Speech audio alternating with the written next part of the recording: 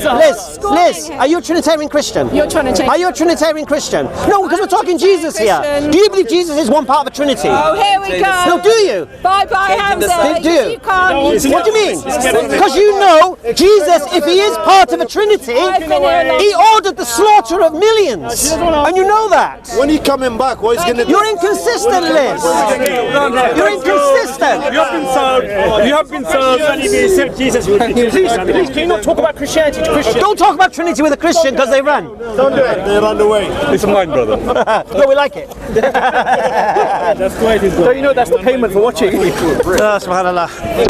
She got a thing. Yeah? Oh, I could clue that.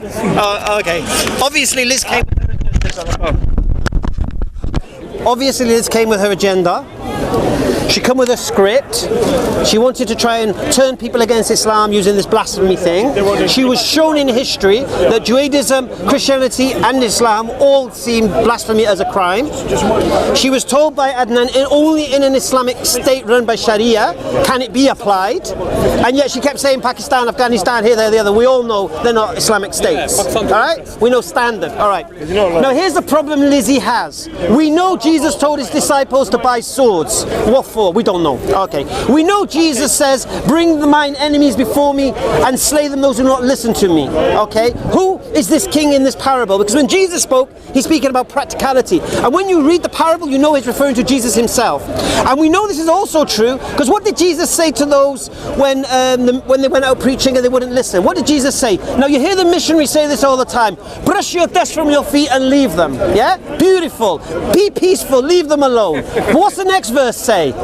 Because know this, the punishment for those people who reject you, the punishment that happened to Sodom and Gomorrah is nothing compared to that. So what's he telling us here? When Jesus returns, he's going to butcher and slaughter everybody who rejected him. This peaceful, loving Jesus. And how do we know this? Because we know according to Christianity, Jesus is 1/3 of a Trinity. What does that mean?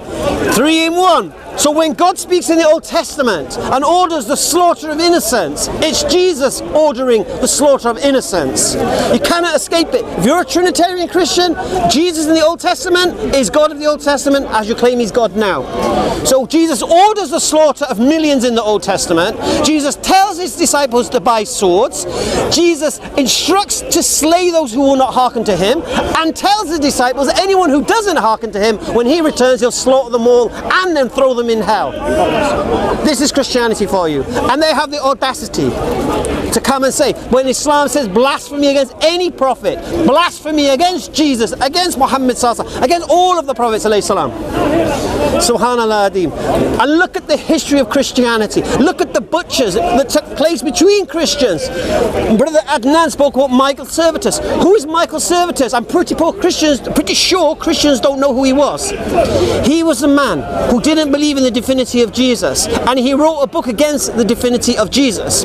And when he went to Luther or Calvin, one of the two, during the Reformation, he didn't realize that it was only rejecting the Pope and the hierarchy of Catholicism rather than the Trinity. And he was put on trial as a heretic, and he was burned at the stake with his book tied to his belt as a warning to anybody who tried to challenge the divinity of Jesus. This is Christianity. Now Lizzie here says, where did Jesus instruct this? Unfortunately for Lizzie, Christianity is not what Jesus taught. Jesus didn't teach original sin. Jesus didn't teach salvation from the cross. Jesus didn't teach this stuff. This came after. Jesus didn't teach the Holy Spirit is the God. These are all what Christianity teaches. So if you're a Christian, you cannot hold on to the words of Jesus alone because it's not enough. Because if you hold on to the words of Jesus alone, you'll be a Muslim, alhamdulillah. But you don't. You follow the teachings of Paul and the church fathers and what was created after it. That's Christianity. So if you want to claim to be a Christian today, don't hide behind Jesus and say, where did Jesus do this? Where did Jesus do that? Because that ain't Christianity. Alhamdulillah.